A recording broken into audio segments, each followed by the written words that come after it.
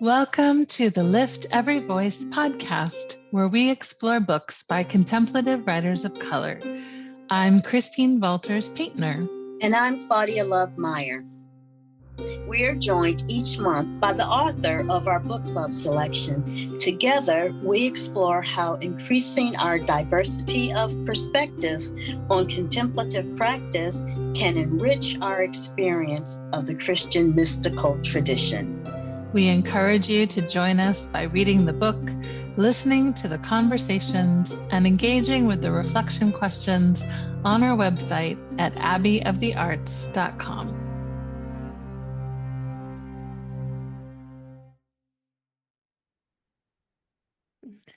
Welcome everyone to our Lift Every Voice book club, and I'm delighted to be here today with my co-host Claudia Love Mair, who has been we've been journeying together for the last 3 or more years through all these amazing books and authors. And for this month, for the season of Advent, we're delighted to be featuring Shannon Dycus and her book, The Holy in the Night, Finding Freedom in a Season of Waiting. And it's a really beautiful book for anyone who wants to embrace more that sense of holy darkness and all the richness that it offers. So Shannon is the Vice President for Student Affairs, Equity, and Belonging at Eastern Mennonite University, and she has a Master of Divinity, and she's also trained as a spiritual director, which is very obvious in her book. That comes across, that sort of presence. She's active in writing and worship development roles with the Mennonite Church, and she's published a women's Bible study titled Every Time I Feel the Spirit. And today we're so delighted to be focusing on the Holy in the Night. So welcome, Shannon. It's great to be here with you.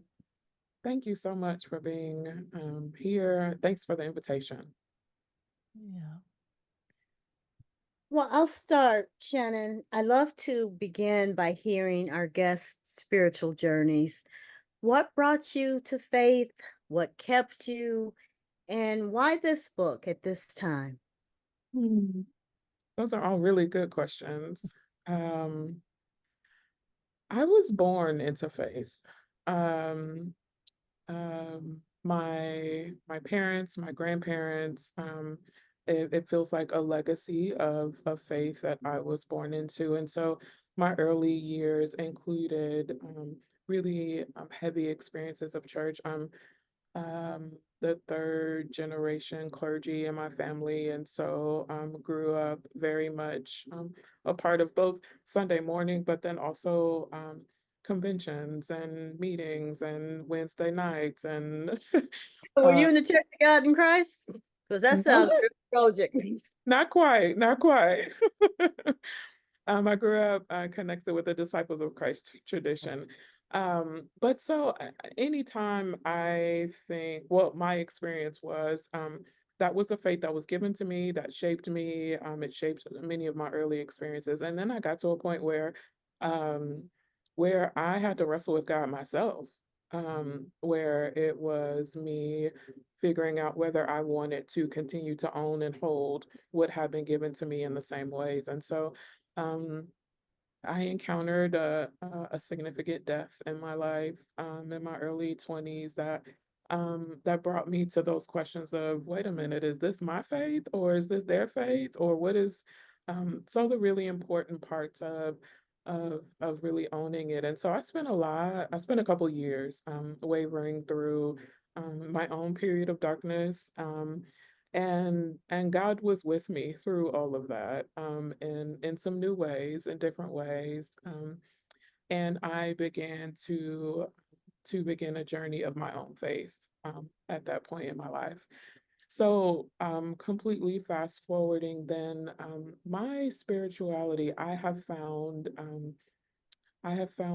resonance in darkness. Mm.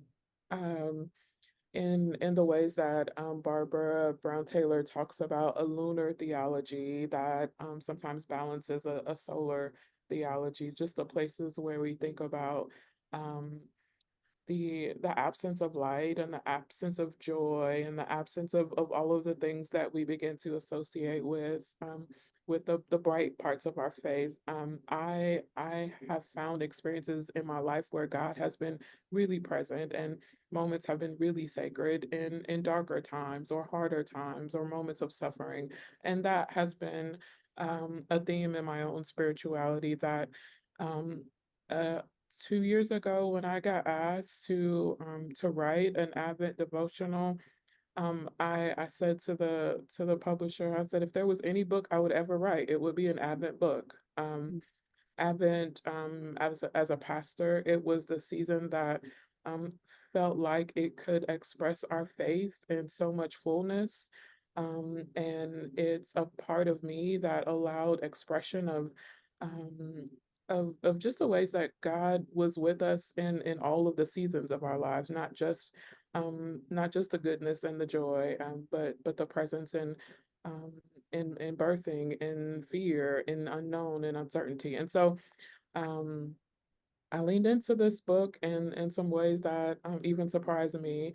It was a really swift process of we're thinking about doing an Advent devotional. Could you do this in the matter of 2.5 months? And and somehow it all emerged in the time that it needed to. So my journey, my own spirituality, I think prepared me for the writing of the book. Beautiful. Thank you. Yeah, Yeah. thank you. Lovely book. Thank you. Yeah. Yeah. It is really just so beautiful and so much depth to it. And you introduced the book talking about how we spend so much of our times in our lives in waiting rooms, both literal waiting rooms as well as metaphorical ones, those in between places when we don't know what will happen. So, and you say that we become incapable of waiting well. So I'd love to hear more about what does it look like to learn how to wait, and why is Advent in particular a really ripe season for this journey of learning to wait Yeah, well. yeah. I I think I learned this most as I pastored, how much time we spent I'm just holding on and waiting for this thing to happen. I'm waiting to graduate from this. I'm waiting for this person to come into my life. I'm waiting for this, and realized how much time we spend in those in between places, and begin to ask myself the question of what what is it about just our journey as humans, but then also what's the opening in our spirituality that allows us to have some theology for this in between time, and began to pay attention to particularly Advent as this season that gives us theology for the in between time. Um, and learning to wait then means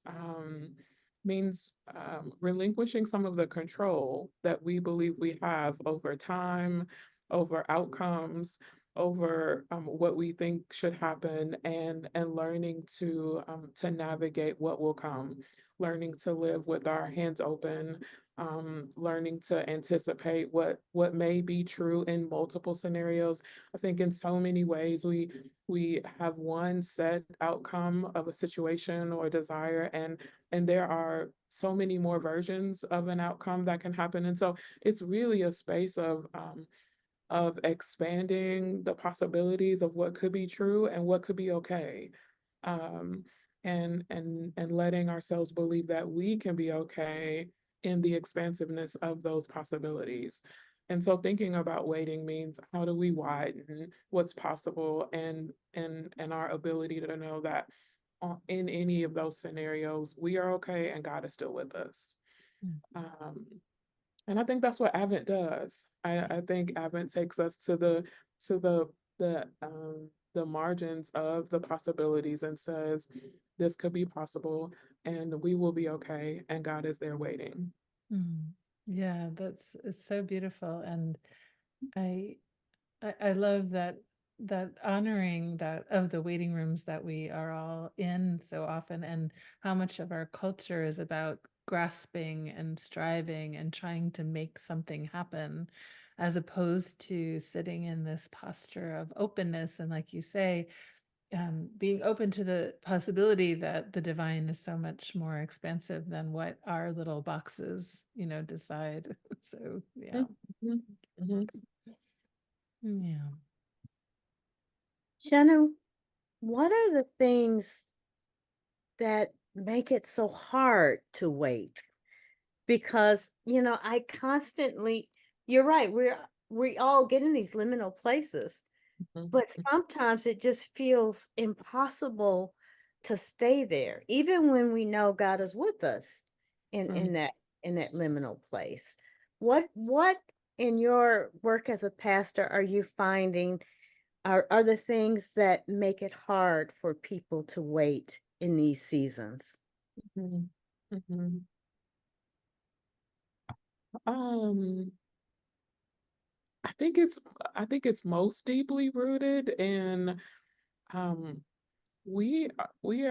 our culture is always talking about what we should be doing, like the productivity of doing, but also the productivity of being, like what we should be becoming, Mm, and how we should be working towards that. And so even in the formation of young children, we're constantly, well, what do you want to be when you grow up? And what just always this pressure and this thinking towards becoming and towards doing, and not a presence to being. And so I think that our challenges in waiting are in tension with all of the pressures that we give ourselves into the productivity of doing and becoming. And so we're we're enculturated to just to push towards the next thing, to think that we need to be moving towards something, and not a presence to what is, and and what we have in any moment. yeah, that makes sense. Thank you. Yeah. Yeah. So, kind of connected to that, then, Advent you describe as this womb-like time and space where we can transition into new ways of being. And one of my favorite images for Advent is birthing the holy, and this very similar kind of journey of, again, like tending to what is germinating, and then what is expanding and what is growing. So how do you sort of relate to that image of birthing in relation to the season of Advent? How does that break open for you? Yeah.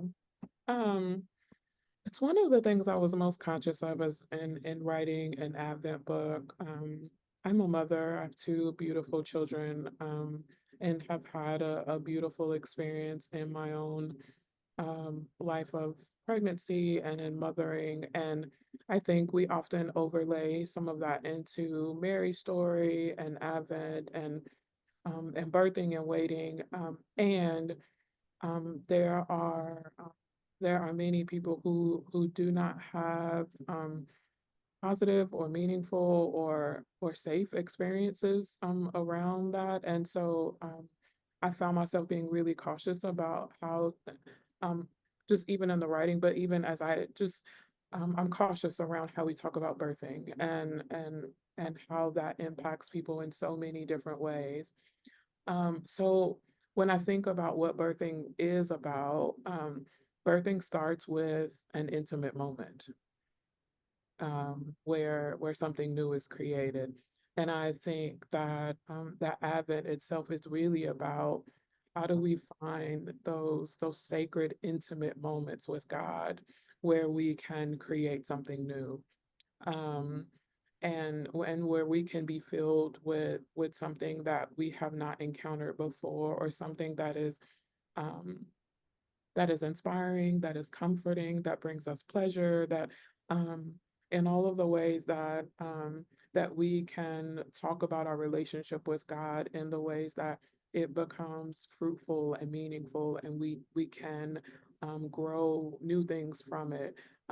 I find those images and then using that to interpret Advent in some really meaningful ways. And so yes, definitely the possibility of birthing something new, but in the ways that that an intimate moment leads to new fruit and new growth. Yeah, I so love that focus on the intimate moment. That is what breaks it open, because it's this honoring of because it's such a vulnerable moment, whether it's a physical birthing or a spiritual birthing. And it's like it feels like there's a mutual vulnerability between us and the divine, that we're Mm. both, meeting in this very tender space of like, what is possible. And I don't think that God knows like all that's, it's not all pre-planned, right? I feel like the divine is always like emerging and unfolding. And so together it's like, oh, this, what is possible. Yeah. Thank you Love for that. that. Yeah. I want to go back to day one, where you quote Zora Neale Hurston from Their Eyes Were Watching God, which is one of my favorite books. Now, I know where this line, they seem to be staring at the dark, but their eyes were watching God. I know exactly what was happening in that scene. And if you don't know, a lot was happening right there.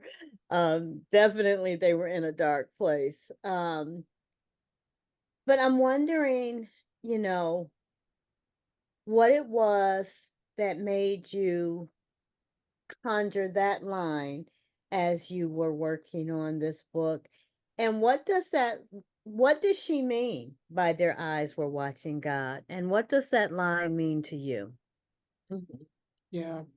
Thank you for that series of questions, Claudia Love. And there were some layers into there's some layers in of meaning there. So a part of my approach in the book and to honor darkness was to also honor people of color who have given such rich contributions to concepts of spirituality and darkness themselves. And so Hurston and Thurman and the authors in The Bridge Called My Back, like those were very intentional inclusions so that I could highlight not just the darkness as something conceptual, but the darkness that shows up in bodies and how there are expressions of holy that come through dark bodies. So um, to invoke Hurston was really intentional in just the wisdom that comes through her writing and the holiness that I have found there. And then um, in ways that I know resonate for people of color, um, her words there are complicated and complex, and we all see that scene and we feel it, and we know the complexity and the layers of what it means to be afraid and curious and wondering what our next steps are, what should we do, and not knowing what voices to listen to and how to make the next decisions. Those were all images that I tried to pull in by using that particular phrase.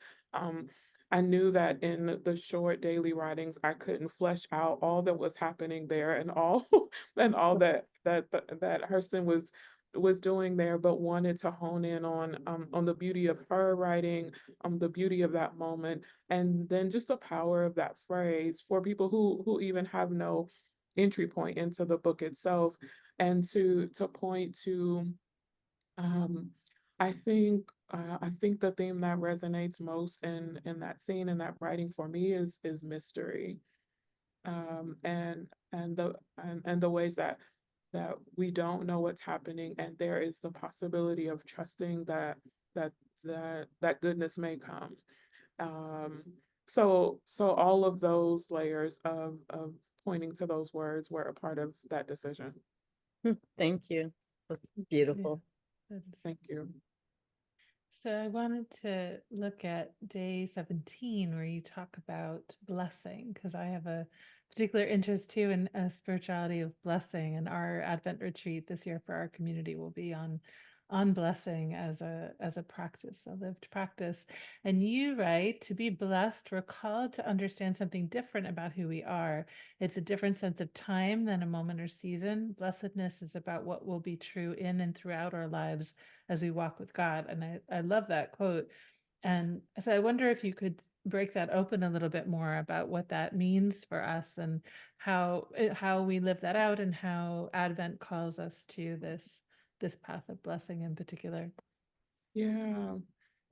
Um, blessing is so rich.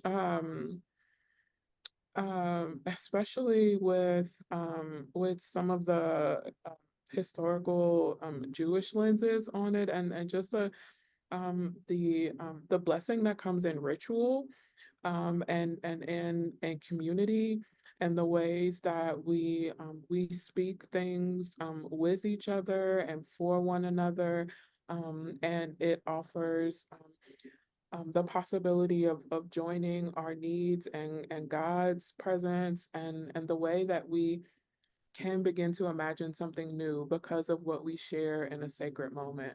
And so, in that reference, thinking about being blessed and naming it and practicing it in the different rituals that we have is really about practicing our imagination of what God can do and what God will do, and the ways that that has been true across so many faith traditions, and how that shows up in our communities, even outside of traditional faith traditions, but the vastness of what we believe can be possible when we offer that a gift of grace and love and care in community across one another. I love that. I love that idea of the practice of imagination of what God can do. That's Mhm. beautiful because that imaginal space really is right where anything is possible in that imaginal space, and that's where the divine enters in. I love it. Thank you. Mhm.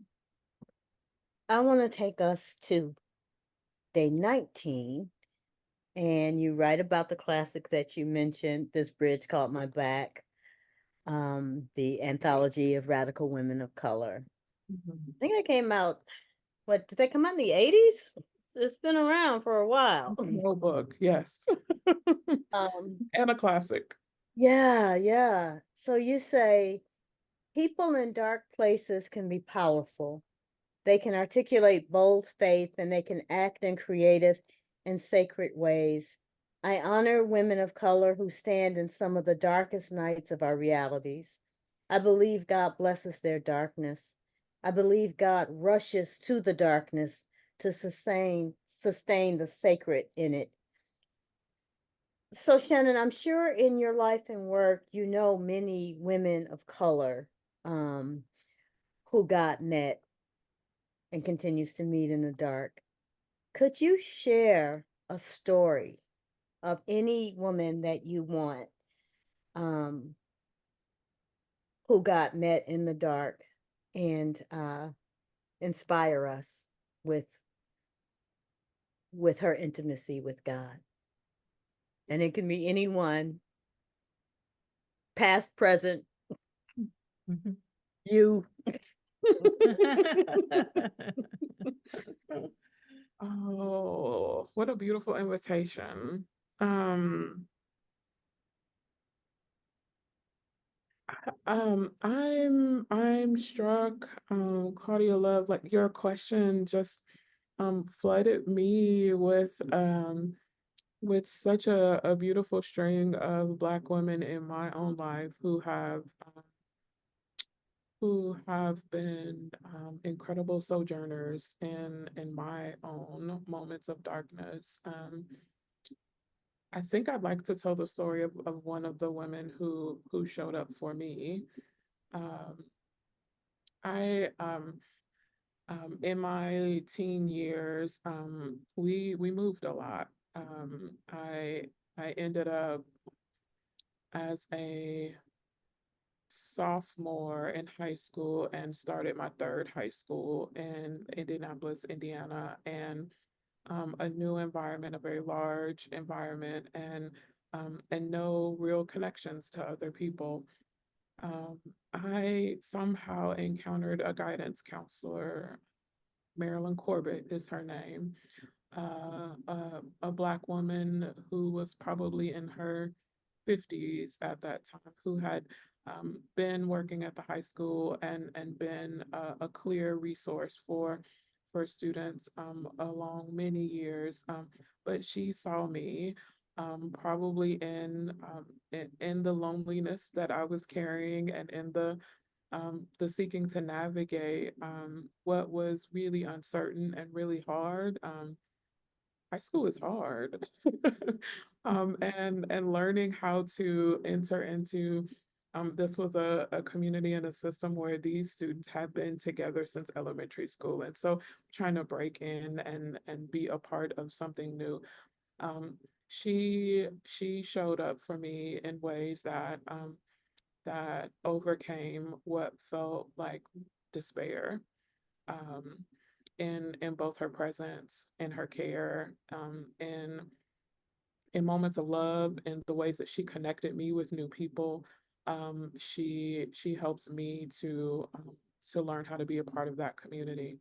Um, when I go back in my own story, I believe it was the impact of her reach and her presence that has inspired my own journey into education. Wow. Um, I went from there and became a high school teacher and and have continued in education, have continued in ministry and in the ways that I witnessed both of those things from her and in ways that deeply rooted in my spirit.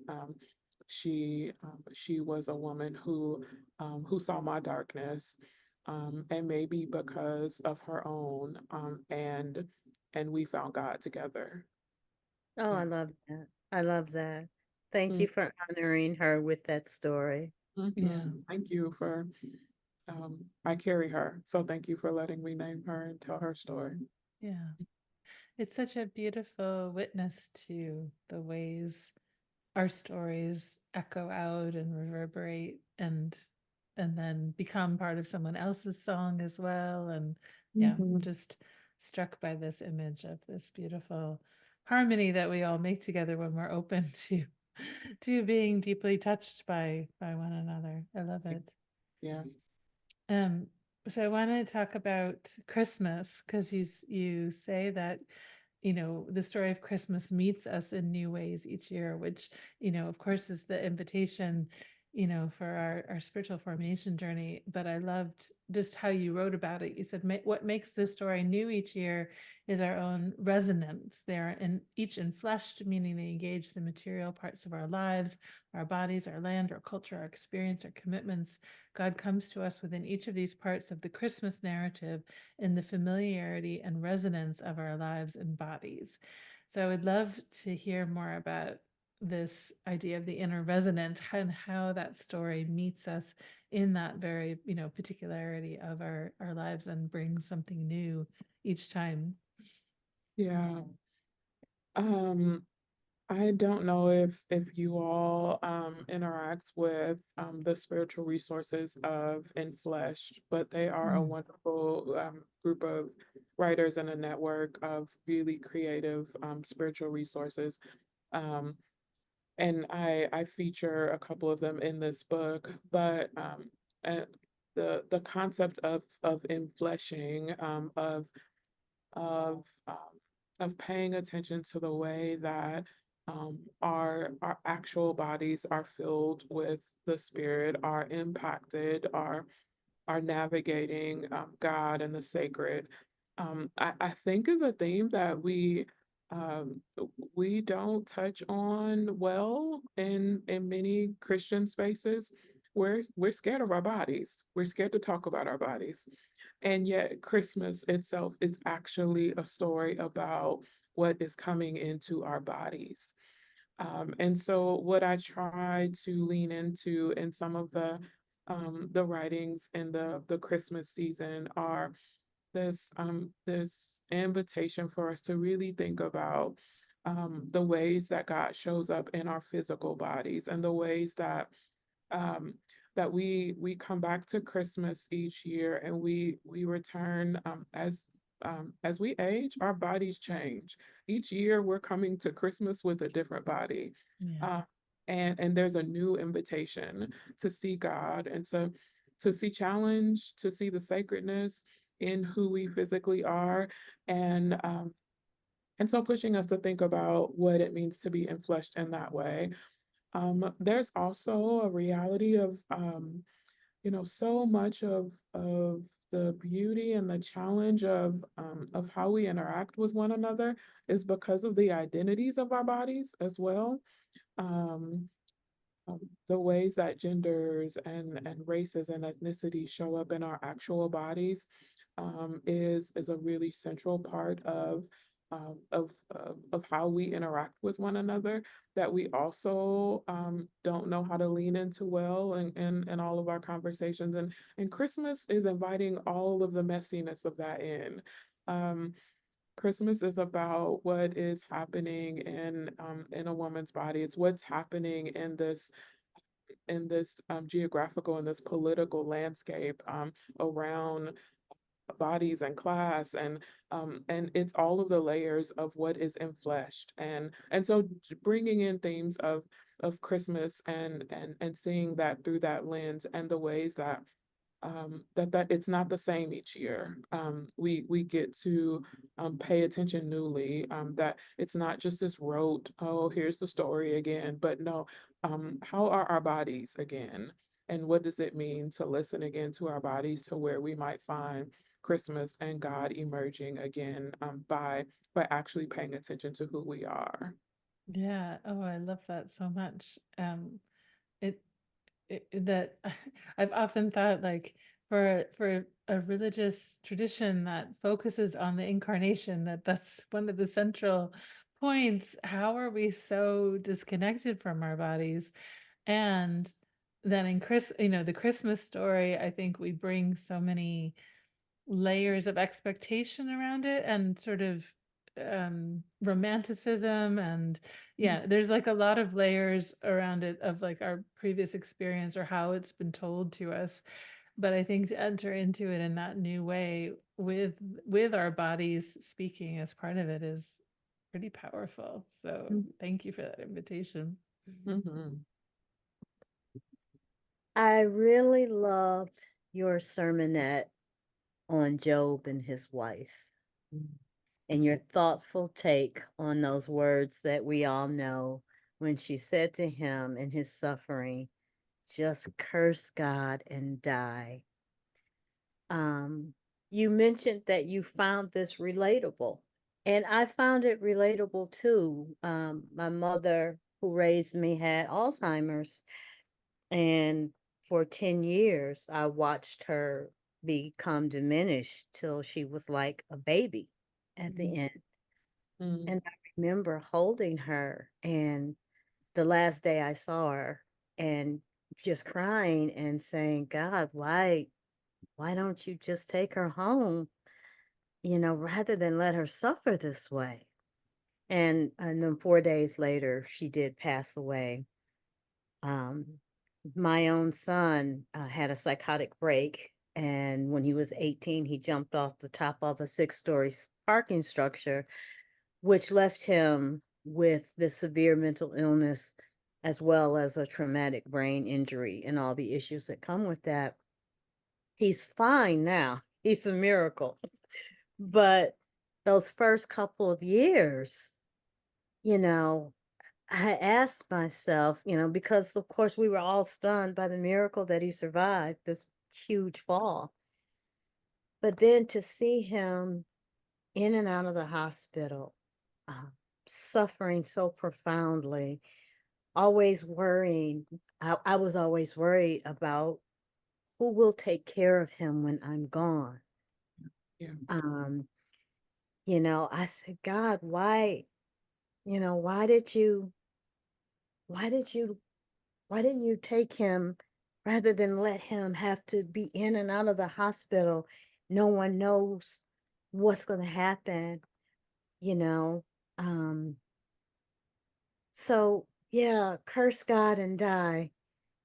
It's something we may not admit we've ever felt. I was wondering if you could um, talk to us a bit about that sermon, that story. Mhm. Thank you, Claudia Love, for sharing those parts of you. Yeah, I think that many more of us resonate with Job's wife than we give ourselves permission to. Um, she was a woman who had limited resources and was in engaging in so many layers of suffering, um, and loss and death um, and I read that story. So part of what's important for me is I often read scriptures and I look and listen for the women in the stories and for the voices that are not fully um, fleshed out. She has two lines in the book of Job. And so, in many ways, she could be unseen. Mhm. But her voice is actually really, really powerful. And it's an important part of our spirituality that I think we don't talk about well. I come from a religious tradition where no matter what was going on, I mean, you come in on Sunday morning and praise the Lord, everybody. And and while that may be true, like how do we actually be honest and say, I don't really like God right now. And I don't understand God right now. And I'm really angry and I'm frustrated. And and and so I think Job's wife begins to open up some of that space of actually authentically saying, I don't feel great about what God is doing right now. And I'm still bringing that to a sacred moment, to my sacred conversation with God and with God's people. Um, but so it's an opening to really authentic parts of our faith, which I think is the larger invitation of Advent and the season of saying, how do we give permission for things to not be okay? And how do we still hold that in moments where we know God is present, where we can believe something is sacred? How do we trust that Job's wife is doing a holy thing when she says, what the heck is God doing right now? Um, and how do we trust that to be holy? And how do we trust that God's going to show up in the ways that are still important for her and her faith in that moment? Um, I think that it's true in our sacred relationships. It's true in our human relationships. We get to come to each other and say, I'm not happy with you, right? I'm frustrated with you right now. And making space in those relationships as well um for the multiplicity of our experiences that can be a part of a loving sacred relationship, that everything doesn't have to be praise the Lord, everybody. Yeah, amen. Thank you. I think that's the kind of grace we all need. Yeah, Mhm. yeah, absolutely. There's so much spiritual bypassing that goes on in the name of trying to lift people up.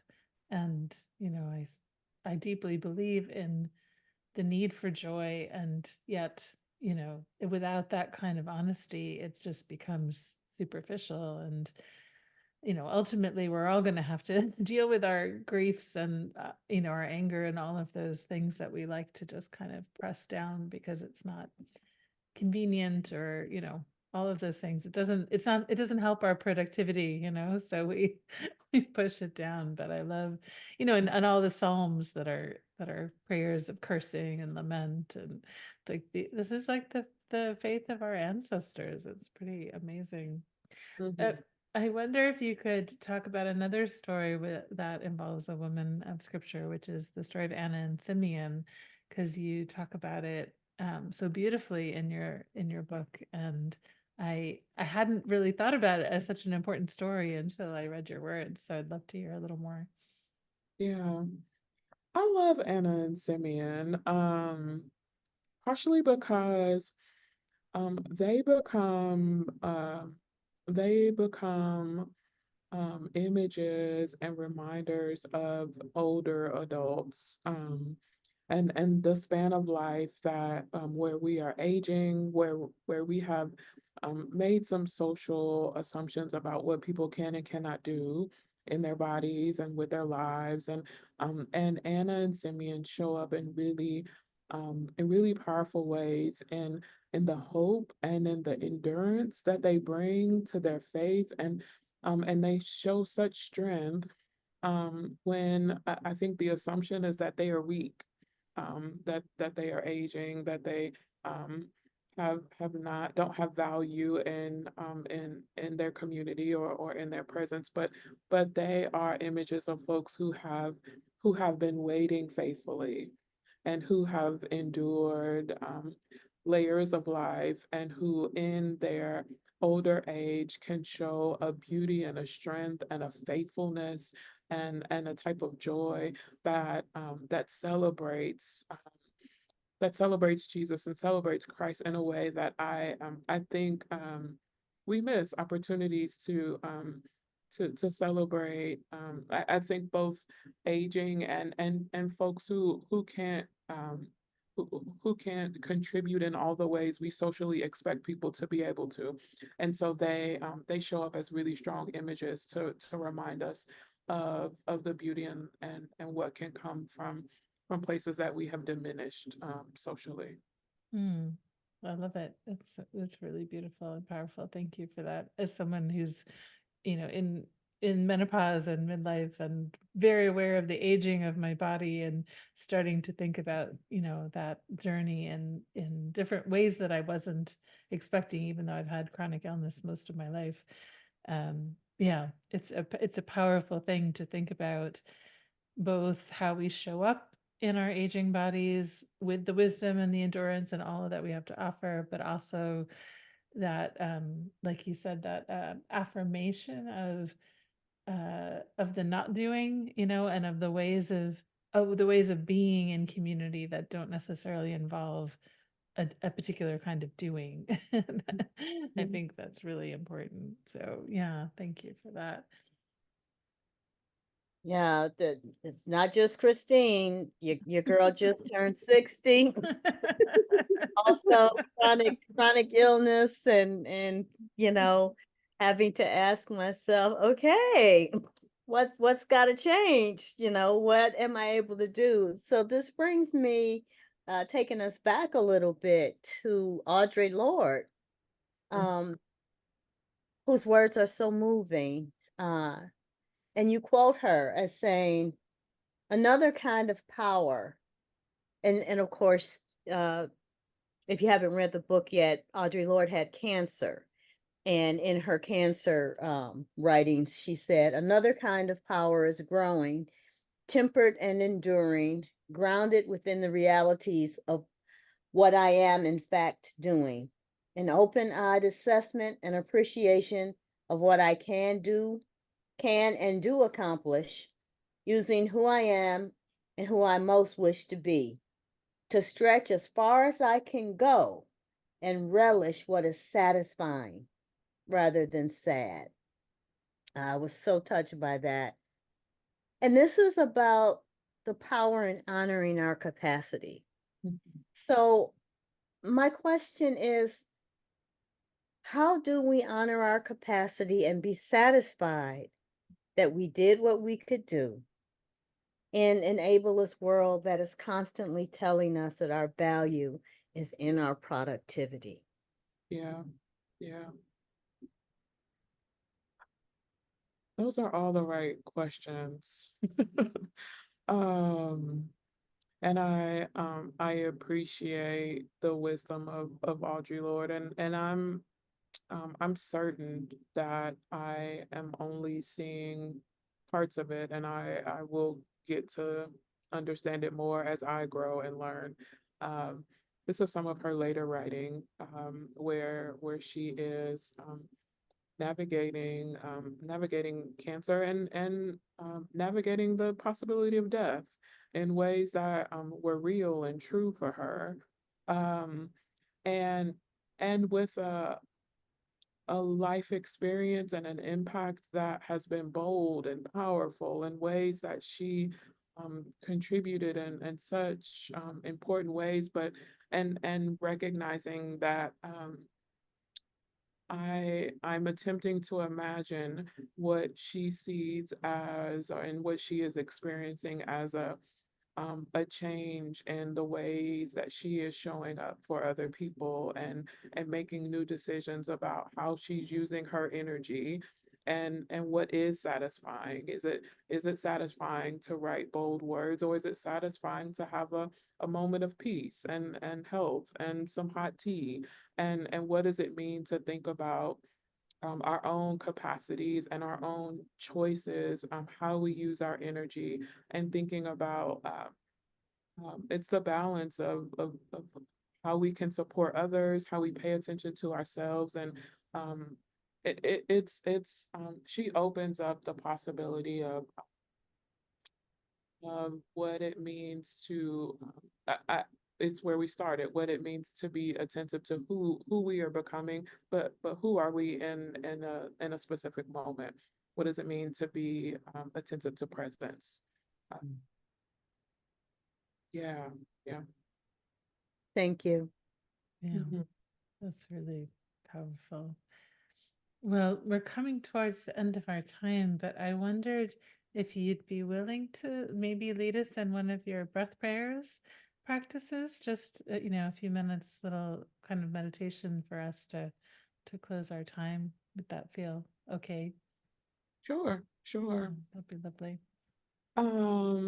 One of the um I'll use one of the breath prayers from the book, and from day 17. And I have used breath prayers in my own life, in my own practice of ministry, as a reminder just of of who we are as humans and the importance of our breath and the connection to our physical bodies, and the ways that that's an important theme here in Advent, but then also the ways that we first encounter God with a breath into our spirits. And so the ways that we are both human and conscious of God's presence as we are breathing. Uh, and all the then neurological physiology, there are ways that our whole bodies, our whole spirits are impacted by the practices of breathing, in the ways that are true right now and in ways that have been true across generations. So from day 17, there's an invitation to a breath prayer that simply invites an inhale that says, "I am blessed," and an exhale that says, "As I am." A reminder that who we are in this moment, as God has made us today, is a blessing. And so I always invite folks to just pay attention to their breath as it is already happening, and not try to change it, but to simply be aware of it and conscious of it.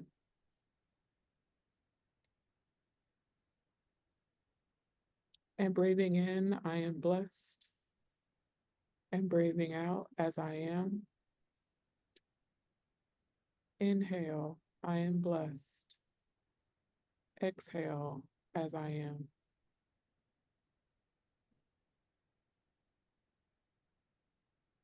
I am blessed as I am.